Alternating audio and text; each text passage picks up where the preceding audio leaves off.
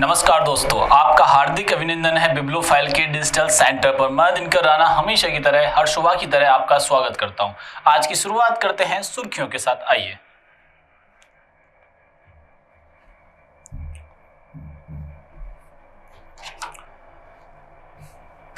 भारत की ब्रिक्स अध्यक्षता में दूसरी रोजगार कार्य समूह की बैठक आज तिरुवनंतपुरम में शुरू होगी।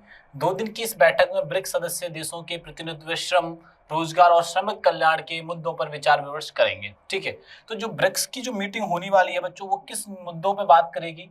श्रम, रोजगार और श्रमिक कल्याण पर बात करने वाली है। कहाँ मीटिंग होगी? तो मीटिंग होने वाली है केरल की राजधानी तिरुवनंतपुरम में।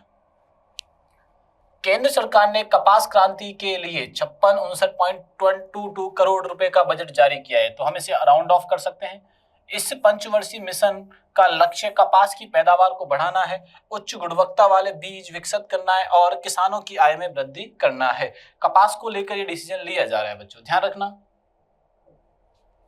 ऑल इंडिया रेडियो की पहली असमिया महिला समाचार वाचक लिली दास मलिक का 90 वर्ष की आयु में निधन हो गया। यह असम राज्य से संबंधित है। 1950 के दशक के दौरान जब रेडियो सूचना का मुख्य स्रोत था, तब उन्होंने असम में समाचार प्रसार और सार्वजनिक चर्चा को आकार देने में बहुत महत्वपूर्ण भूमिका निभाई थी। ये बात ध्यान रखिएगा।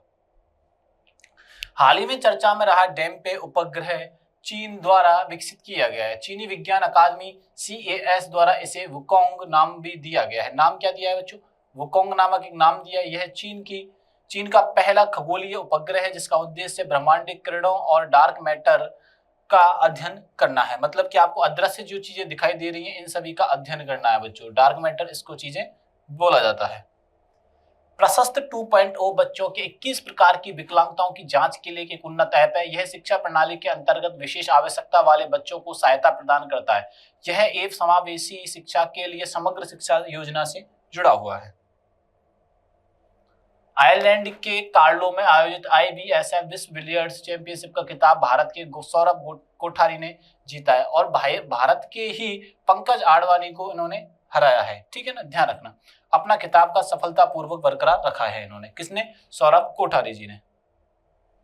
Chief of defence staff Anil Chauhan ने ब्रेन कंप्यूटर इंटरफेस न्यूरल सीमाओं का विस्तार और इसके रणनीति निहितार्थ विषय पर सम्मेलन का उद्घाटन नई दिल्ली में हाल ही में किया है। ये बात आप लोग यहां से ध्यान में रखिएगा। अंतरिक्ष प्रौद्योगिकी स्टार्टअप पिक्सल्स और कृत्रिम बुद्धिमत्ता कंपनी सर्वम ने संयुक्त रूप से भारत का पहला AI संचालित orbital data centre satellite pathfinder launch करने की घोषणा की है। यह उपग्रह बिना पृथ्वी पर डेटा भेजे सीधा कक्षा में डेटा का विश्लेषण और प्रशिक्षण करेगा। WWF ओवर कप 2026 का खिताब दक्षिण कोरिया की महिला बैडमिंटन टीम ने जीता है। दक्षिण कोरिया ने ये रोमांचक फाइनल मुकाबले में मौजूदा चैंपियन चीन को 3-1 से हराकर ये खिताब अपने नाम किया है। उन्होंने पिछले 3 आयोजकों में से अपना दूसरा और कुल मिलाकर तीसरी बार ओवर कप का ये खिताब जीता है। हमने पिछले दिनों भी इसकी चर्चा की थी। केंद्र सरकार ने हाल ही में भारत के 18वें रेलवे जोन के रूप में दक्षिण तट रेलवे के गठन को अधिसूचित किया, जिसका मुख्यालय विशाखापट्टनम में। यही हमसे पूछा जा रहा है। आंध्र प्रदेश में है विशाखापट्टनम। यह नया जोन 2026 से आधिकारिक तौर पर काम करना शुरू कर देगा बच्चों। ये बात अपने को सारी बातें यहाँ से क्या रखनी है, याद रखनी है। आओ पहले क्वेश्चन की तरफ बढ़ते हैं। ये जो सुर्खियां होती हैं आपको एक अट्रैक्टिव चीजें बनाती है कि आज का विषय क्या रहेगा, आज की हम चर्चा क्या क्या करने वाले हैं, उन सभी पे अपन ध्यान केंद्रित अपना करते हैं। ब्रिक्स एम्प्लॉयमेंट वर्किंग ग्रुप की दूसरी मीटिंग कहां प्रारंभ हुई है? ठीक है, ब्रिक्स एम्प्लॉयमेंट की दूसरी मीटिंग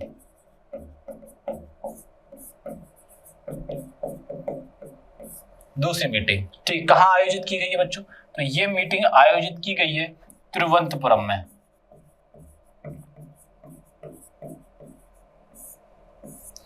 ये मीटिंग कहां आयोजित की गई है बच्चों? तिरुवनंतपुरम में की गई है। तिरुवनंतपुरम एक्चुअली में क्या है? ये केरल में है बच्चों। केरलम की राजधानी है। ठीक है ना। एम्प्लॉयमेंट दूसरी मीटिंग की गई है। यह कल्याणकारी और श्रम से रिलेटेड है। श्रम से रिलेटेड और कल्याणकारी नीति बनाने से रिलेटेड है। कल्याणकारी नीति बनाने से ये संबंधित है। ठीक है, आओ इस पर और चर्चा करते हैं ब्रिक्स सम्मेलन को लेके। ठीक है, ये दूसरी मीटिंग है, तिरुवनंतपुरम में आयोजित हुई और 7 मई को है। इसका जो फोकस है वो है सामाजिक सुरक्षा पर है, श्रम बाजार और संगठित पर। श्रम बाजार को क्या करना, संगठित करना है। ये बात आप लोग यहाँ से ध्यान में रखिएगा। अब क्या हुआ इसके बारे में और जानने का प्रयास करते हैं। ब्रिक्स 2026 शिखर सम्मेलन की बात करते हैं। ब्रिक्स 2026 शिखर सम्मेलन का जो होस्ट रहा वो न्यू दिल्ली रहा, इंडिया रहा है। स्टार बना लीजिए कि ब्रिक्स 2026 होस्ट किसने किया, ठीक है ना, वो किया है दिल्ली ने। और इसका शेरपा क्या था, वो था सुधाकर दलेला है।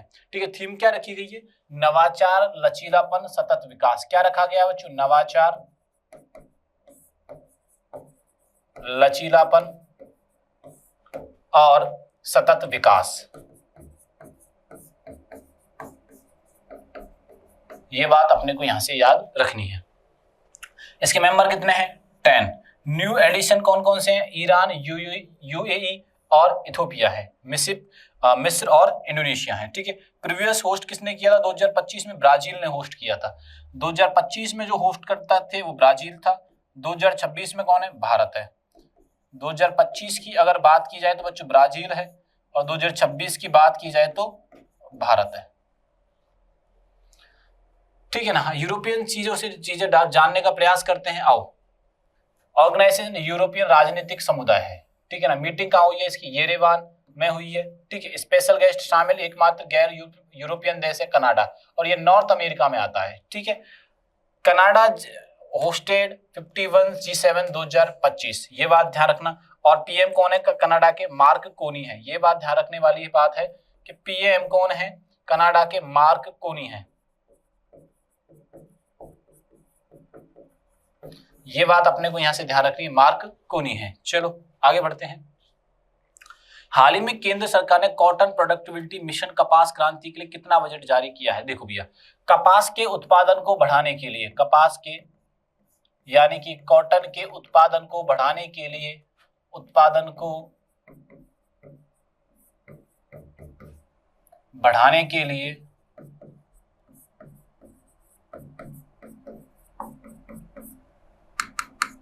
कॉटन या कपास के उत्पादन को बढ़ाने के लिए क्या हुआ बच्चों, वो ध्यान रखना आप लोग। तो एक बजट जारी किया गया है। क्या जारी किया गया, बजट जारी किया गया है। और बजट लगभग मैंने राउंड ऑफ फिगर करें तो 5600 करोड़ का जारी हुआ है बच्चों। कितने करोड़ का जारी हुआ है, ठीक है ना। किस लिए हुआ है, कपास के उत्पादन को और कपास में आत्मनिर्भर होने के लिए, कपास में आत्मनिर्भर होने के लिए। आंसर क्या हो जाएगा यहाँ से, 5600 करोड़। ठीक है, नेम क्या है, कपास क्रांति 5600 करोड़ है। इसमें क्या है, उत्पादकता और गुणवत्ता को दोनों पे ही काम करना है बच्चों, ठीक है ना। और ये 5 ईयर प्लान है एक तरीके से। और कब तक है इसका प्लान, 2031 तक है। ये बात ध्यान रखने वाली बात है, ठीक है ना। 5 विजन क्या है बच्चों, फार्म, फाइबर, फैक्ट्री, फैशन और फॉरेन। आप ये याद रखना, ये आप चीजें पांचों के पांचों, यानी ऐप से एक तो है फार्म, फाइबर, फैक्ट्री, ठीक है, फैशन और फॉरेन, फैशन और फॉरेन। ये बात भी आप लोग यहां से ध्यान में रखिएगा, ठीक है ना। कपास उत्पादन में पहला स्थान है महाराष्ट्र का, दूसरा है गुजरात का। कपास उत्पादन में पहला स्थान किसका है बच्चों, तो कपास उत्पादन में पहला स्थान है महाराष्ट्र का और दूसरा है गुजरात का, ठीक है ना। कपास उत्पादन के लिए काली मिट्टी का होना जरूरी है, जिसे हम रेगुर मिट्टी भी कहते हैं।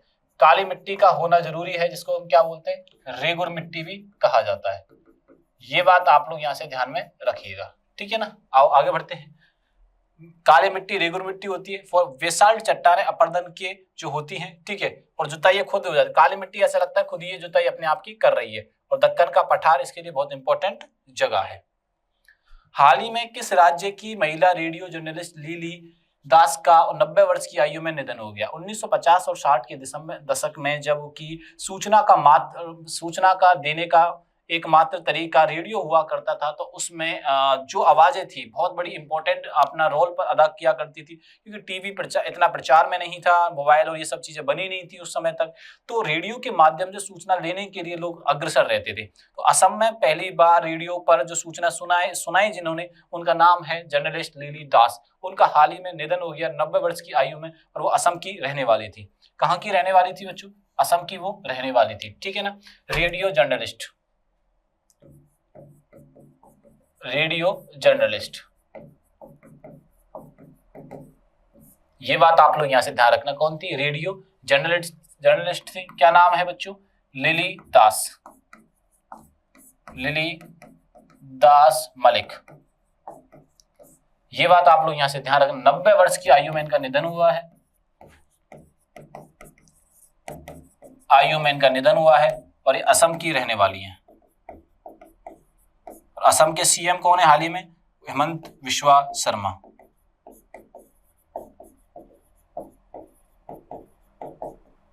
ये बात आप लोग यहां से ध्यान में रखिएगा। आओ, ठीक है। असम, असम की राजधानी क्या है? दिसपुर। यहाँ के सीएम कौन है? हिमंता बिस्वा शर्मा है। और लक्ष्मण आचार्य यहाँ के क्या है बच्चों?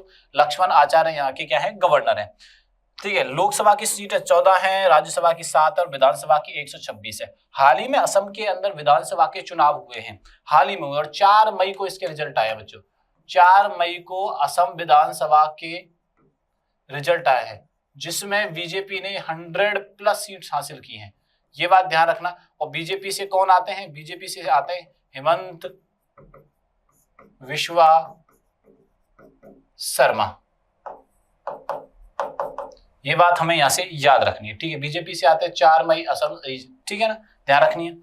आओ, पूरब का अमेजन देहिंग पटकाई राष्ट्रीय उद्यान को कहा जाता है। पूरब का जो पूरब का क्या है? अमेजन देहिंग पटकाई राष्ट्रीय उद्यान को कहा जाता है। और कहां पे है ये? असम में। असम के चराईदेव जिले में स्थित अहोम राजवंश की टीलेनुमा दफन प्रणाली, ठीक है। और 2 दिसंबर को मनाया जाता है असोम दिवस। ये सारी चीजें हमें यहाँ से याद रखनी है बच्चों।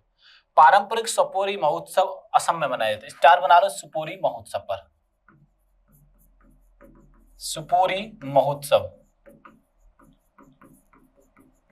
ये याद रखना भैया। बताया नहीं, मैं आपको क्लियर बता देता हूँ, स्टार बना लेना इस पर। उत्तर पूर्व जनजातीय वसंत उत्सव के पहले संस्करण का उद्घाटन गुवाहाटी में हुआ है, ठीक है ना। उत्तर पूर्व जनजातीय वसंत। बोहुग बिहू उत्सव असम में मनाया जाता है, बोहाग बिहू। केंद्रीय मंत्री चिराग पासवान ने असम के सोनितपुर जिले के तेजपुर विश्वविद्यालय में PMFME इनक्यूबेशन सेंटर का शुभारंभ किया है। असम ने जीआई टैग वाले कार्बी आंगलोंग अदरक की पहली खेप लंदन को निर्यात कर दी है। जीआई टैग किसको प्राप्त है? किसको है? अदरक को है। क्या नाम है? कार्बी आंगलोंग अदरक को है, और इसकी खेप लंदन भेज दी है। ढोल जात्रा त्योहार आयोजन असम में किया जाता है। एक और याद रखना, ढोल जात्रा है। सपोरी के अलावा कौन सा है? ढोल जात्रा। गिलचक नकावा नामक नई भूमिगत मछली असम में खोजी गई है। कौन सी मछली नई खोजी गई है? गिलचक नकावा, नई प्रजाति मिली है गिलचक नकावा।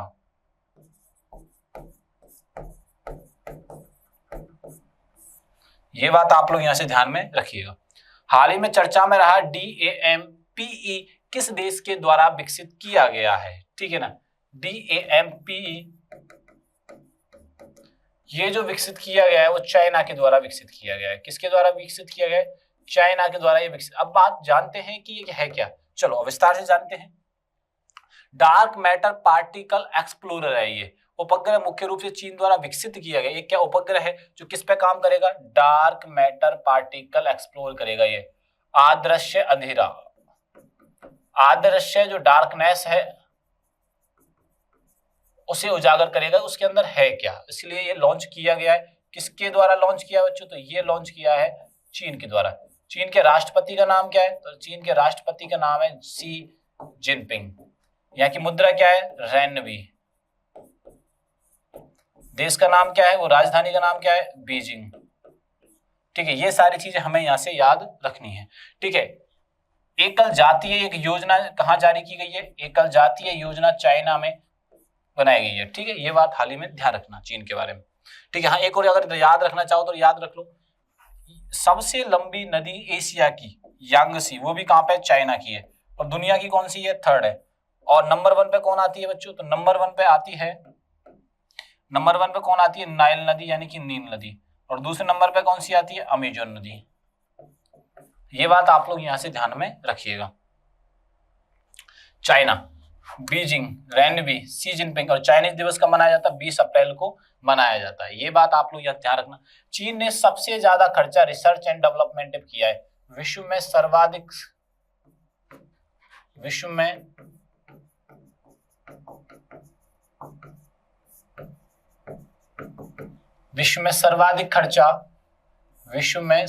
खर्चा रिसर्च डेवलपमेंट में, R&D मतलब रिसर्च एंड डेवलपमेंट में चाइना ने किया है। ये बात आप लोग यहां से ध्यान में रखने वाली बात है। चलो, एटलस ड्रोन स्वार्म सिस्टम का अनावरण चीन ने किया है भैया। एटलस ड्रोन स्वार्म सिस्टम चीन के शेंजन विश्वविद्यालय ने प्रत्यक्ष कोयला ईंधन सेल विकसित किया है। ठीक है, ये ध्यान रखने वाली बात है। चांग उल्कापिंड में एलियन के खनिज मिले हैं, ये भी ध्यान रखना है। विक्रम दोरईस्वामी को चीन में भारत के अगले राजदूत के तौर पर नियुक्त किया गया है बच्चों। CM-302 मिसाइल को चीन के द्वारा विकसित किया गया है। ये पॉइंट सारे याद अपन को रखने हैं। रिसर्च एंड डेवलपमेंट पर 225 में 155 बिलियन ट्रांजैक्शन हुआ है भारत और चीन के मध्य। भारत और चीन के मध्य सर्वाधिक व्यापार करने की नीति हुई है, या मतलब सर्वाधिक भारत और चीन के बीच व्यापार हुआ है। ये बात आप लोग यहाँ से ध्यान में रखिएगा। चीन में छठी बैडमिंटन एशिया टीम चैंपियनशिप हुई है। ये सारे के सारे पॉइंट चीन से रिलेटेड है, ये बात आप लोग यहाँ से ध्यान में रखिएगा। एक और क्वेश्चन आ सकता है कि बीजिंग में ओलंपिक कब हुए थे, तो बीजिंग में ओलंपिक हुए थे बच्चों 2008 के अंदर। हाल ही में चर्चा में रहे बच्चों पर 21 प्रकार की विकलांगताओं की पहचान के लिए प्रशस्त 2.0 ऐप का संबंध किससे है? 21 प्रकार की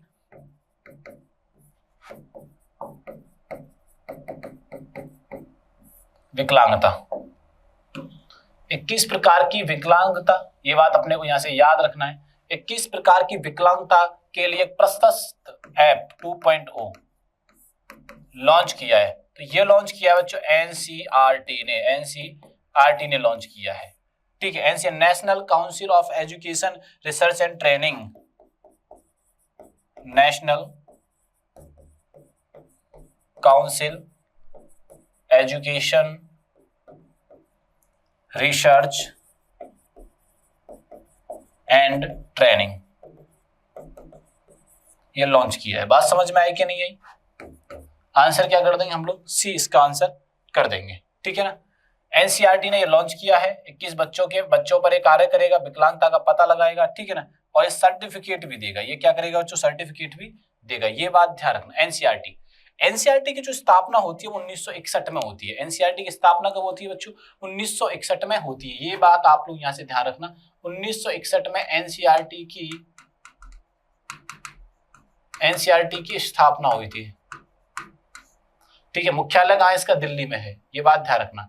डायरेक्टर कौन है? दिनेश प्रसाद सकलानी है। ठीक है ना, ये बात ध्यान रखने वाली बात है। मंत्रालय स्पष्टीकरण के बारे में ध्यान रखना। ये while the app in NCERT matters related to विकलांगता पेंशन डिसेबिलिटी से है, पेंशन से, अलाउड से, मतलब इन सभी चीजों से क्या है? रिलेटेड है। बात समझ में आई कि नहीं है? ठीक है, अदर पोर्टल ऐप भी है, उनके बारे में। ई श्रम सारथी ऐप भी है, सरकारी ऐप है एक तरीके से। हाल ही में आयरलैंड में IBSF विश्व बिलियर्ड्स खिताब किसने जीता है? IBSF विश्व बिलियर्ड्स खिताब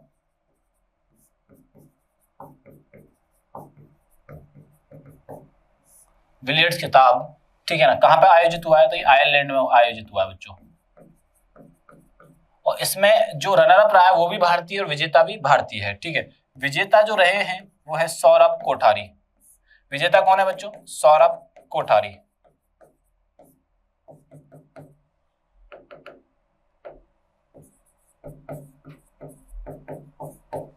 कौन रहा है? सौरभ कोठारी। ठीक है ना। और उपविजेता कौन है बच्चों?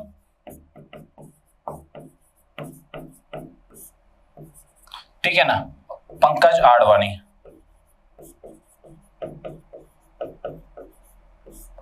ठीक है, तो हमारा आंसर विजेता के बारे में पूछा गया है। तो विजेता है सौरभ कोठारी और पंकज आडवाणी क्या है इसके? उप विजेता। और दोनों क्या है भाई भैया? ध्यान रखना, भारतीय हैं दोनों ही। कौन है? भारतीय हैं। चलो आगे बढ़ते हैं। Sport term connected to the world, ये ध्यान रखने वाली बात है। आयरलैंड के कार्लो में ये आयोजित हुआ है और आयरलैंड की जो राजधानी वो है डबलिन। आयरलैंड की राजधानी क्या है? वो है डबलिन है। और विजेता रहे सौरभ कोठारी और पंकज आडवाणी क्या रहे बच्चों? उप विजेता रहे। 19 बार के चैंपियन है कौन? पंकज आडवाणी। और पंकज आडवाणी और सौरभ कोठारी के बीच जो गेम का रिजल्ट रहा है, फाइनल स्कोर 113 से 477।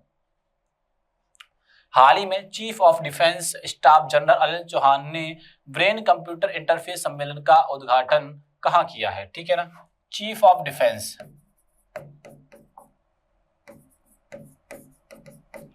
स्टाफ जनरल, ठीक है, अनिल चौहान। कौन है बच्चों? अनिल चौहान। पहले कौन थे? पहले थे बिपिन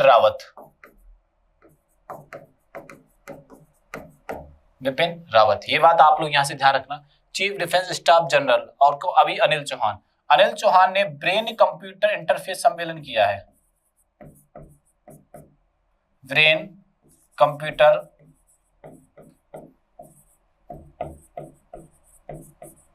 इंटरफेस सम्मेलन, ठीक है ना। कहाँ आयोजित हुआ है? नई दिल्ली में आयोजित हुआ है बच्चों। ये बात आप लोग यहां से ध्यान में रखिएगा।